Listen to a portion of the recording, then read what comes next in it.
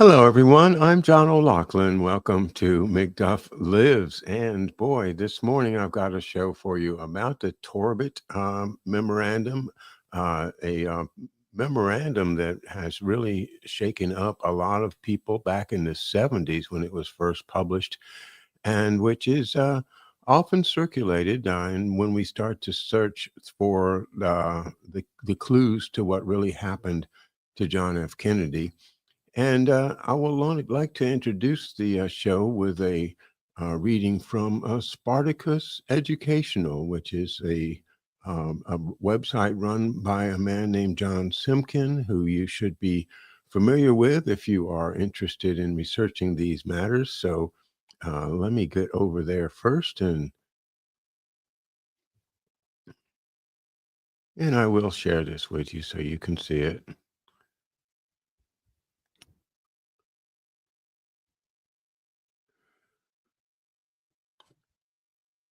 Okay, so this is the entry at SpartacusEducational.com for JFK Torbit, and it's William Torbit. William Torbit is the pseudonymous author of Nomenclature of an Assassination Cabal, 1970.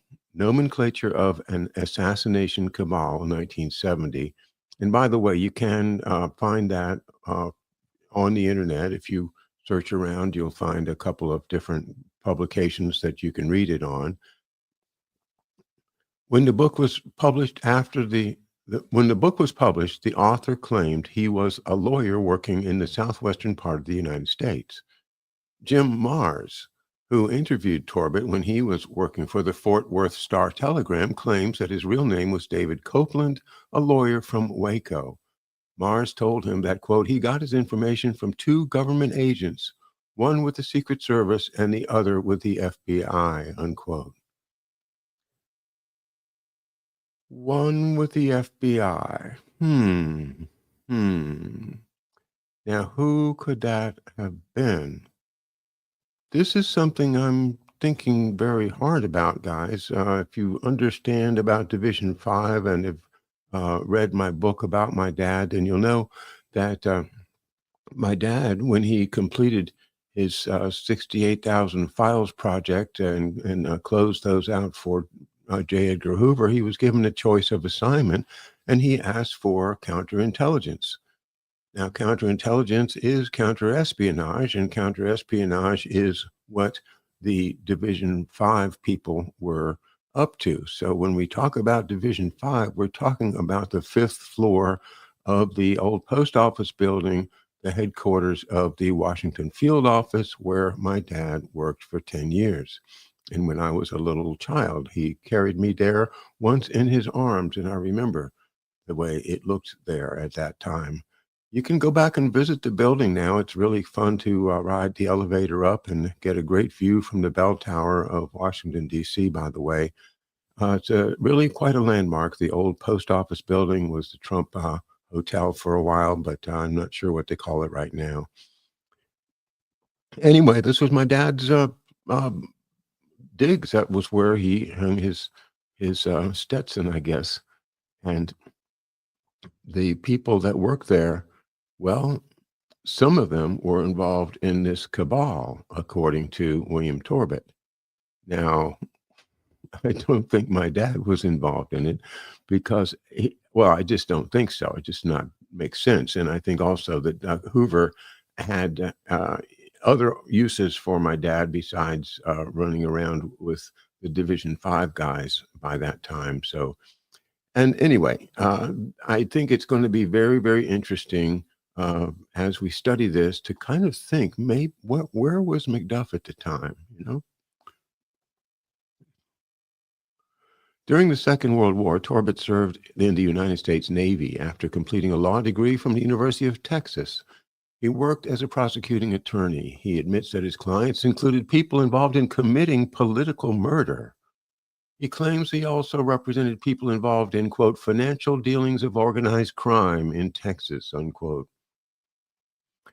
In Nomenclature of an Assassination Cabal, Torbit claims that John F. Kennedy was assassinated by a, quote, fascist cabal who planned to lay the blame on honest right-wing conservatives if their first ploy to lay the blame on Oswald and the communists was not bought. Unquote. Torbit argues that a Swiss corporation named Permindex engineered the assassination. Also involved included Defense Industrial Security Command, organized by J. Edgar Hoover and William Sullivan. Torbit claims that DISC agents included Clay Shaw, Guy Bannister, David Ferry, Lee Harvey Oswald, Jack Ruby, with Louis M. Bloomfield of Montreal, Canada, in charge. Now, I have mentioned Louis M. Bloomfield of Canada a number of times, most recently in talking about the secret war against the Jews by John Loftus in earlier Mindfields. Well, he is a British agent, a Canadian, who got a commission in the U.S. Army as a major, and was associated with SOE as well as the OSS. Not only that, there is also the layer of Zionism and the fact that he was a very zealous Zionist. So, lots of layers to Louis M. Bloomfield of Montreal, Canada. And of course, he represented, you know who he represented, right? He represented the Bronfmans. Okay. According to the author, Permindex was comprised of one, Solidarists, an Eastern European exile organization. And you can read about them. There's still groups called the Russian Solidarists, etc. Two, American Council of Christian Churches, led by H.L. Hunt. Three, Free Cuba Committee, headed by Carlos Prios Socarras, who was a former president of was it Mexico or Cuba? I don't know. Number four, the syndicate headed by Clifford Jones, ex-lieutenant governor of Nevada. This group also included Bobby Baker, George Smathers, Roy Cohn, yes, David, Roy Cohn, Fred Black, and Louis McWillie. Number five, the security division of NASA, headed by Werner von Braun. According to Torbit, others involved in the assassination included Lyndon B. Johnson, Walter Jenkins, Fred Korth, John Connolly, William Seymour, Robert McCown, Sergio Arcacha Smith, Lee Harvey Oswald, Ruth Payne, Michael Payne, Gordon Novell, and Clint Murchison. Torbit adds that the anti-Castro Cuban part of the plan was to tie the Castro regime into the murder of Kennedy and thus to have the U.S. military give all service to the overthrow of Castro. In his book, Who Shot JFK, Robin Ramsey argues that nomenclature of an assassination cabal was an attempt by the CIA to link the FBI to the assassination of John F. Kennedy. Quote, Torbit took Garrison's inquiry into the CIA's links to the assassination and converted them into a story about the FBI's responsibility for the assassination. This, in parentheses, tells us that the authors of Torbit were, author/s of Torbit were working for the CIA, trying to diminish the Garrison effect. And that is a quote from Robin Ramsey's book, Who Shot JFK? So there's a controversy, of course, right there. Torbit also argues that J. Edgar Hoover and Louis M. Bloomfield planned the execution of Martin Luther King and Robert F. Kennedy. He names Albert Osborne, John Howard Bowen, as the man who organized these two assassinations. And then he just gives us the sources, which we will cover as we get into the Executive Intelligence Review article. And let's see if I can call that one up.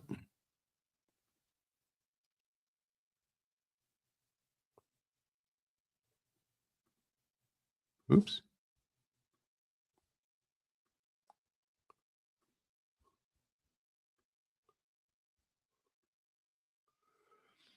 Okay, I like this article because it gives us all of the various facts that you get from reading the nomenclature of an assassination cabal put together in a way that we can follow it as a narrative that I think makes a lot of sense. Linda de Hoyos, Hoyos, Hoyos. I think I misspelled it once. I'm sorry. It's Hoyos. Make sure that you can see this. Yeah.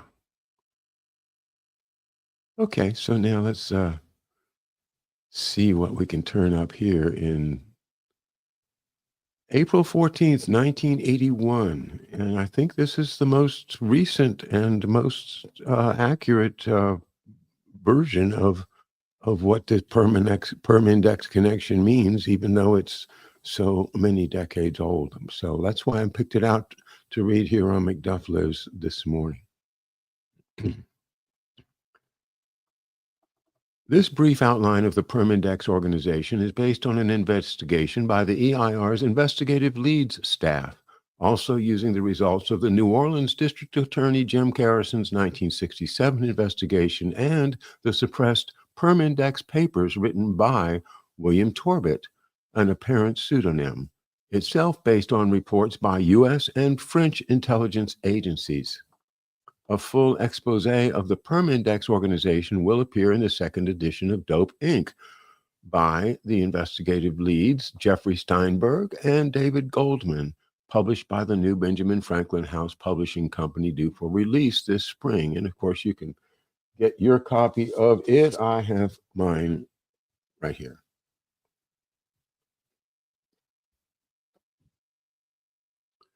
In the spring of 1963, a series of planning sessions was held at an exclusive resort club in Montego Bay, Jamaica, called the Trial Compound. Well, this is Ian Fleming, right?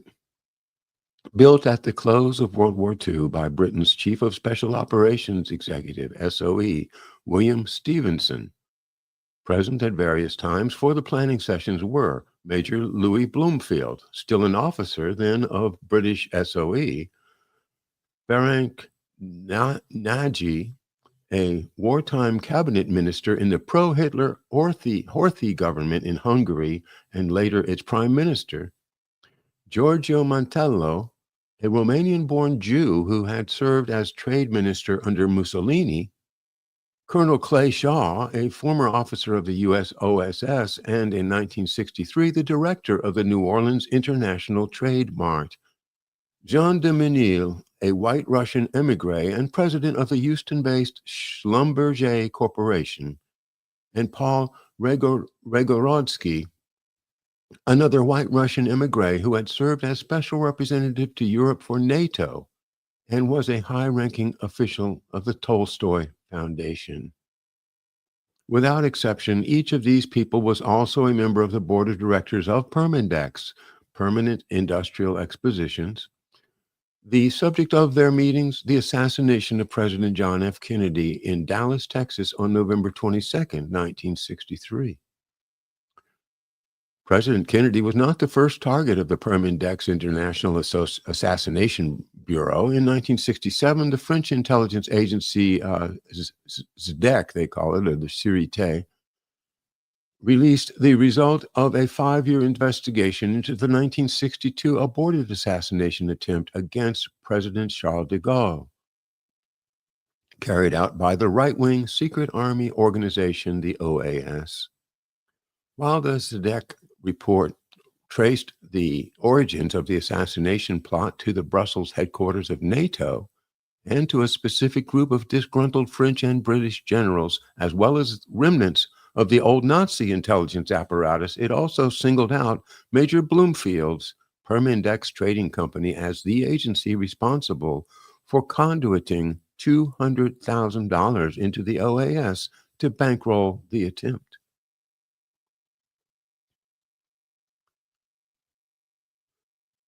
The Division 5 role.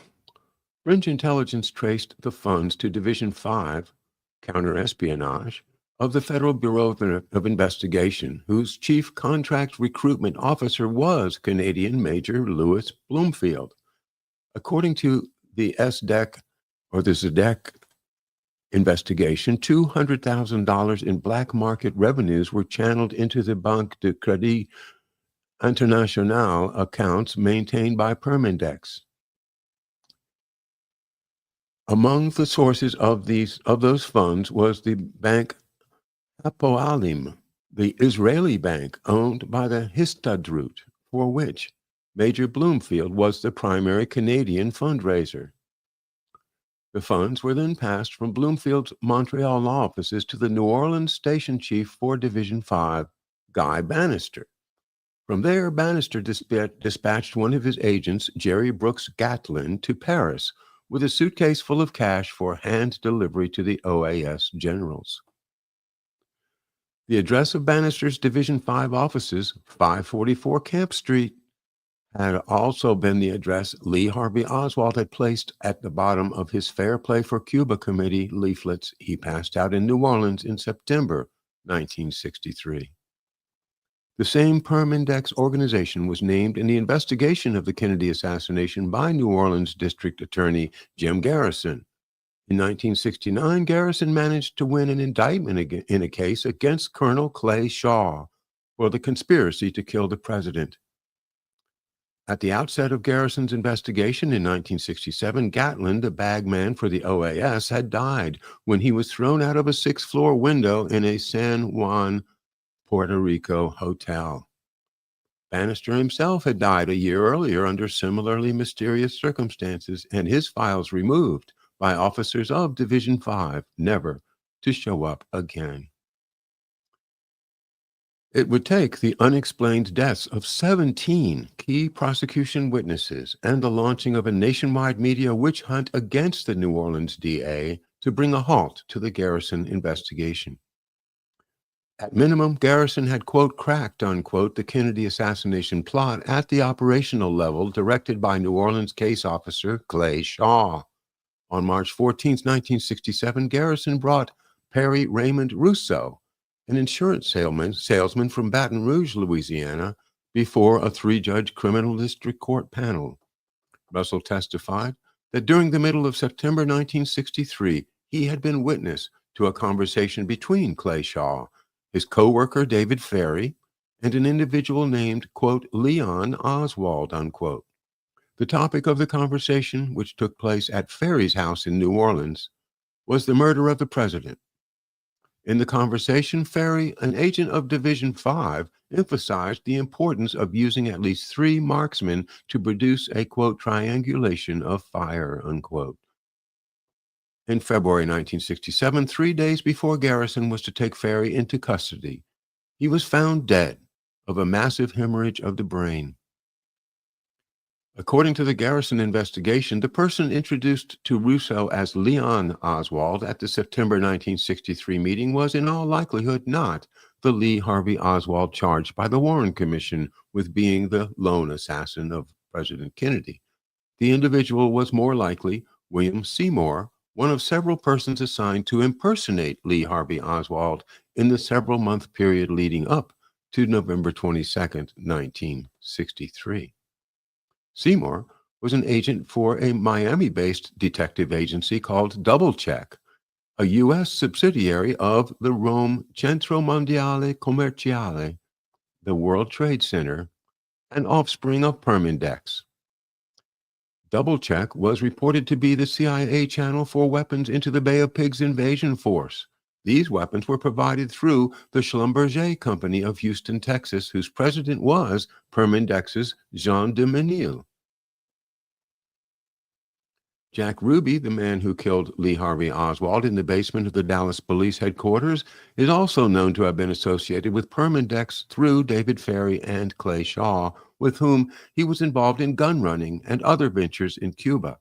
It is presumed that Ruby drew the, quote, short straw in the plot to assassinate the president and was given the task of shooting the patsy.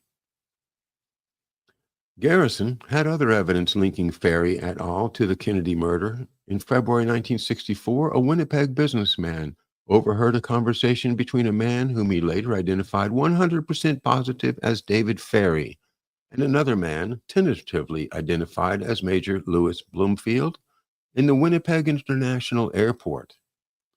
The topic of the conversation was the successful completion of the assassination plot against Kennedy. The businessman reported the conversation to the FBI, who several months later told him he should forget about the episode as it was, quote, too big, unquote, and, quote, we can't protect you in Canada. When the businessman saw David Ferry's picture in the paper with a report of the Garrison investigation, he reported the incident anew and gave an interview on the exchange to Maclean's magazine. Maclean's magazine still exists. It's spelled Macleans. It's a major Canadian magazine. A massive campaign was mounted by the Justice Department to quash the Garrison investigation. Not only had 17 key witnesses died before they could take the stand. On October 13th, 1967, a few days after his confirmation as Attorney General of the United States, Ramsey Clark delivered a speech at the University of Virginia Law School stating, quote, much as I hate to do it, I just might have to prosecute Jim Garrison, who took a perfectly fine man, Clay Shaw, and ruined him just for personal aggrandizement, unquote. Yeah, that Ramsey Clark, the great hero and son of, what was it, Tom Clark? Anyway, certainly not somebody that we think of as, going along with the crowd. We think of him as kind of a rebellious attorney on the side of freedom, but here you go. This is kind of like old Dan Rather describing how Kennedy's head went forward and down. Yeah, sure it did. The guts of the operation to discredit the Garrison investigation was carried out by Walter Sheridan, the head of Robert Kennedy's Get Hoffa squad, who was hired by NBC TV just long enough to prepare a white paper against the Garrison probe in July 1967. Sheridan had interesting connections of his own. Now the chief investigator for the Senate Labor Committee, he had started his career after graduation from Jesuit Fordham University. Yeah, President Trump went to Jesuit Fordham University too, with Division 5 of the FBI. So he goes from Fordham into Division 5 of the FBI and had then entered the Counterintelligence Division of the National Security Agency, the most secretive of all government intelligence agencies, and the creation of British SOE Chief William Stephenson. Now, I've talked about the National Security Agency for a long time, but whoever thought that it was created by the head of British intelligence, William Stephenson?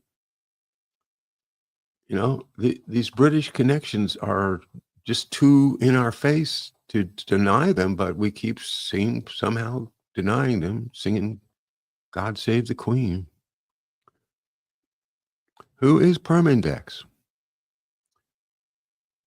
According to evidence presented in the course of the Garrison inquiry, Clay Shaw, Giorgio Mantello, and Ferenc Nagy, I don't pronounce that word right, I'm sorry, all members of the board of Permindex and the Centro Mondiale Commerciale, were in place in New Orleans, Dallas, and Los Angeles on November 22nd, 1963, handling aspects of the assassination and cover-up. Their deployment had been arranged months earlier by Bloomfield, and Bloomfield is perhaps the best starting point for a brief outline of the apparatus that is the International Assassination Bureau called Permindex. Throughout his life, Bloomfield, of Romanian Jewish extraction, was an agent of the British Special Operations Executive, to which he was recruited in 1938. Under SOE commission and through the SOE's pre-war special relationship with the United States, he was given an officer's rank in the U.S. Army and assigned to the newly created Office of Strategic Services, although he was a Canadian national. As a major in the OSS, Bloomfield was detailed to the FBI, especially its Counter-Espionage Division 5, where he remained up to and throughout the period of the Kennedy assassination. Until 1968, when President de Gaulle exposed the role of Bloomfield's Permindex, Bloomfield's name was on the letterhead of the law firm Phillips, Weinberg, Bloomfield, and Goodman. The firm's most prominent client is the Bronfman family, whose vast Seagram empire and holdings are itself a front for the Eagle Star Insurance Group of top British financial interests and the $200 billion a year British drug cartel. Wow. Well, there's a whole lot of stuff there that you'd like to just stop and jump down the rabbit hole and see if you can find that $200 billion a year British drug cartel and, see how much of it has ties to the queen or the king. But let's keep going with this very intriguing article. Bloomfield also assumed the directorship of the Israeli-Canadian Maritime League and became the consul general in charge of the Western Hemisphere of the African state of Liberia. Liberia is, of course, a tax shelter and smugglers' port of call, whose unregulated banks account for $7 billion in average daily transfers, most of it related to black market transfers. In 1952, Bloomfield became a ranking official of the United Nations organization from his position as overseas representative of the International Executive Board of the International Law Association. Bloomfield's area of expertise: international terrorism, air piracy, and civil aviation. To this day, the International Law Association has representatives in nearly every nation, including the socialist bloc, with a heavy component of so-called international terrorism experts. Bloomfield's abbreviated dossier places him first squarely in British intelligence and makes him a point man both for dirty money operations and international terror. He maintains his headquarters in Montreal. Joining Bloomfield on the board of Permindex are 4 operatives of the White Russian Solidarist movement, centered in the United States in New York City's Tolstoy Foundation. Ferenc Nagy, the late wartime cabinet minister in the pro-Hitler Horthy government in Hungary, who attended the trial compound planning sessions. Paul Regorodsky of the Tolstoy Foundation, who was associated with Lee Harvey Oswald in Dallas when Oswald returned to the United States from the Soviet Union in 1961. Jean de Menil of the Schlumberger Corporation. After fleeing from Russia, de Menil's family settled in France, where Jean de Menil married into the Neuflitz Schlumberger Malay banking empire. In 1958, de Menil became president of the Schlumberger Oil Diagnostic Equipment Company, which accounts for 50% of all such equipment in the industry. During the mid-1960s, de Gaulle's intelligence services established that Neuflitz Schlumberger Malay Bank was channeling funds to the OAS leader Jacques Soustelle for the purpose of bankrolling OAS terrorist activities. Ferenc Simonfay, former Nazi collaborator in Hungary, leader of the Solidarist movement. The Italian component of the Permindex board centers around the figures of Prince Gutierrez di Spadafora, former Undersecretary of Agriculture under Mussolini, sponsor of the Sicilian separatist movement, and the chief oligarch and landowner in Sicily, whose name has come to light in the continuing terrorist activities in Italy and in connection with the semi-secret terrorist cult, the Muslim Brotherhood, which is the power behind the Khomeini regime. Spadafora is undoubtedly associated with another Permindex board member, Munir Kur Baji, uncle of King Farouk of Egypt. Carlo D'Amelio, attorney in Rome representing the financial holdings of the House of Savoy. Now, the House of Savoy, that's the royal house of Italy, and the House of Pallavicini. Pallavicini is one of the noble bloodline black nobility families with a history of lots and lots of money. D'Amelio is also the attorney for the Circolo Rex of Italy's black nobility and is general counsel for the Centro Mondiale Commerciale, the World Trade Center in Rome. Giuseppe Cigiotti, head of the Italian political party Fascist National Association for Militia Arms. Giorgio Montello, financial advisor and investment banker to the House of Savoy. A Romanian Jewish emigre, Montello is a chief suspect for the 1977 kidnap murder of former Italian Prime Minister Aldo Moro. He is the owner of Permindex's subsidiary Capocetto, which was revealed by Italian journalists to be the liaison between the B'nai B'rith International and such terrorist gangs as the Red Brigades of Italy and the Baader Meinhof of West Germany. Central Europe is represented on the board of Permindex by Hans Seligman, the head of the Seligman Bank of Basel, Switzerland. Seligman is the last remaining European-based member of the Seligman family that made its vast fortune in the United States during the 19th century.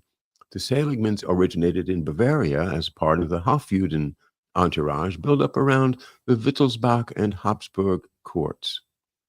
And it's interesting, the Seligman was one of the Jewish leaders in New Orleans back when, in the early chapters of Dope Inc., where you learn about the B'nai B'rith being a British organization, just like all of the other, Young Italy and all of them. Just they all have roots going back to British intelligence.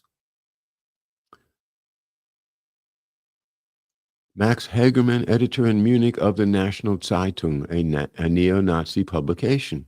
In the United States, members of the board of Permindex, aside from Clay Shaw, are Roy Marcus Cohn, attorney, New York City, former general counsel to Senator Joseph McCarthy. Aside from representing members of the dope-linked mafia in New York City, Cohn was a member of the board of directors of the Lionel Corporation in 1958, when the corporation was an initiating stockholder in Permindex. Joseph Bonanno, syndicate boss of Montreal, and Phoenix, now deceased, and chairman of the board of the Lionel Corporation. Yes, I have Lionel trains up in the attic that my dad gave me as a child, and there was a Lionel store up on Georgia Avenue that I got to go to once or twice and see all of those trains. It was a child's heaven just to go there and see. They had all the different gauges, and it was great. Anyway, I never thought of the Lionel Corporation as something involved in organized crime or Permindex until I start studying this material. It's really interesting. Major General John Bruce Medeiros, former director of the Defense Industrial Security Command, the DISC we talked about earlier, which attempted in the late 1950s to place all U.S. space programs under armed forces instead of civilian control, and a member of the board of directors of the Lionel Corporation in 1958. Permindex today. The international assassination capability of Permindex has not been downgraded since its board members met to plan the assassination of John Kennedy in British SOE's Trial compound in the spring of 1963. Rather, the success of the MK-Ultra project, launched by British intelligence, led by Aldous Huxley, to create the drug counterculture in the United States, and the ensuing spawning of hundreds of cults and left and right-wing terrorist organizations out of that culture, has provided the Permindex Assassination Bureau with a, quote, sociological screen for targeted assassinations. Think about the Mansons and all of that. This applies to the professional assassins who operate in the name of the terrorist Red Brigades in Italy and the terrorist Baader Meinhof of West Germany. In the case of the March 30th assassination attempt against President Ronald Reagan, this is 1981, right? The Yippie organization is a case in point.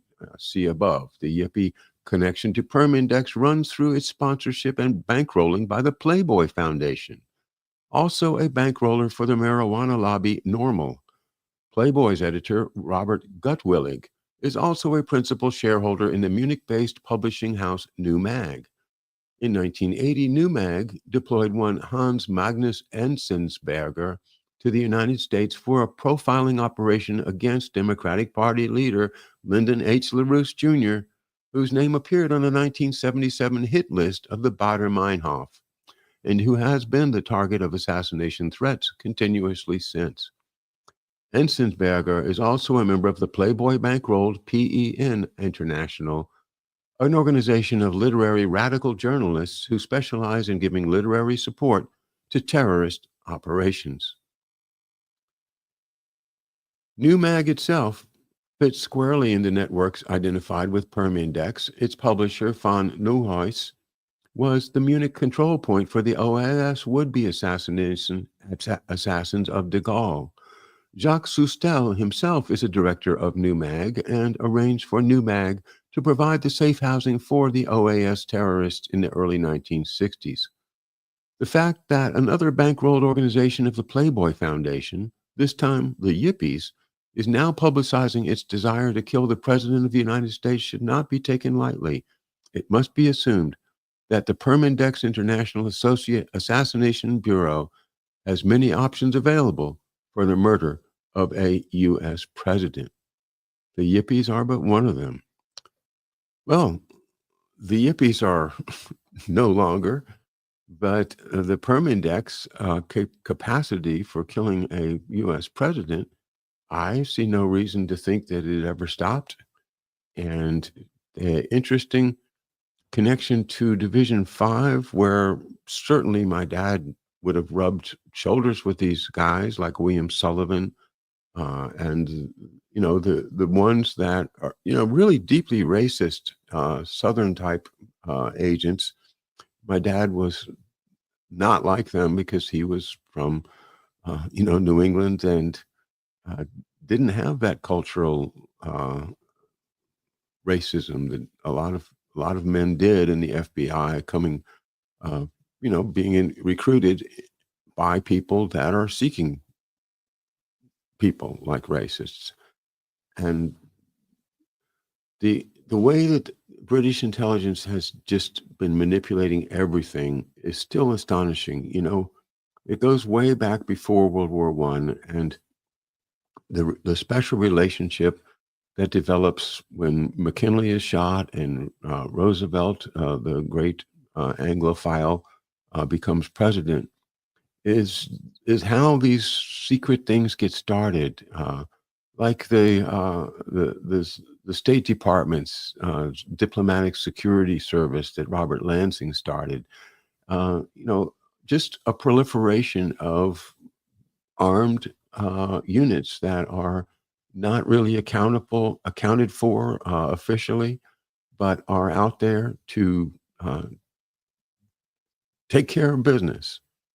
And sometimes taking care of business is dirty, dirty business. It reminds me of the quote from Mr. White, who said that. Remember in Doug Valentine's book, The Strength of the Wolf, where he revealed this narcotics agent named Mr. White, who famously said, or who said that he got to lie, rape, and cheat and steal, and he thought that was the best living he could have had. And people like that are drawn into these assassination bureaus. And of course, we've faced assassination attempts very recently, have we not? So I think that to go back and to try to understand my dad's life, it's important that I understand the details of how President Kennedy was killed. After all, my dad was with the FBI in Division 5 right up to February of 1962, when he was recruited to go to Saxa and work for President Kennedy in taking the special operations away from the CIA and putting them where? Right there in the Pentagon, where, of course, uh, a lot of the bad guys were already there, but here we are, looking back at SACSA, a organization that my dad was part of, appointed by President Kennedy, and then after Kennedy was killed, the operation was gradually taken back under control of the CIA.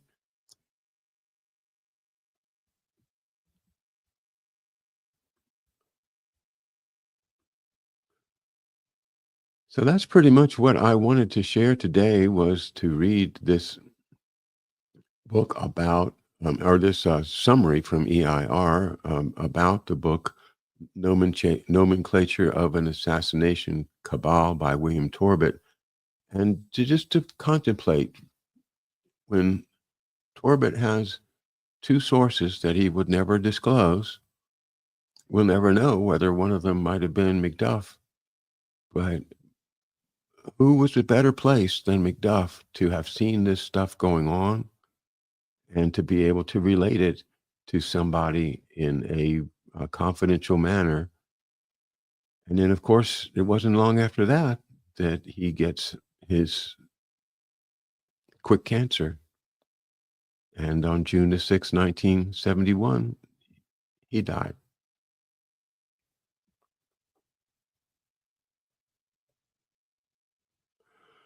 Well, I think I'll stop right there. Thanks for being with me today. I will see you tomorrow with the great Hervoye Morich. He and I are going to have a monthly mutual update, and we haven't talked since the election, so there'll be a lot to talk about.